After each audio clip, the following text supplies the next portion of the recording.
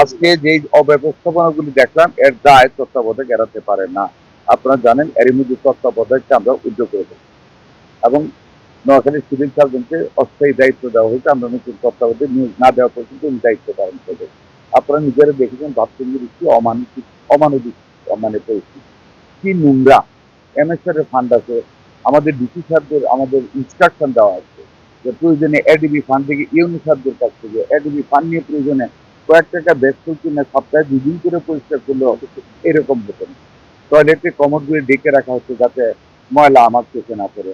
লাল জং আপনারাও দেখেছেন কি অবস্থা, কোনো মানুষ ব্যবহার করার মতো না। রোগীদের বেডশিট পরিবর্তন করলে টাকা নেয় দালালরা, মানে সিঁড়িতে বসলে রুগীর অ্যাটেন্ডেন্ট সেখানে টাকা নেই। যখন এগুলির বিরুদ্ধে কথা বলেছে আপনারা দেখেছেন এইখানে যারা ফেসিস্টের দোষররা এখানে যারা মানে স্লোগান দিয়েছে তো এগুলি দিয়ে তো আমাদের কাজ কেউ থামাতে পারবে না। ইনশাল্লাহ হাসপাতালকে আমরা পরিণত ডিসিপ্লিনে নিয়ে আসবো, নতুন হাসপাতাল তৈরি হবে, রোগীদের মান উন্নত হবে, ব্যবস্থাপনা উন্নত হবে।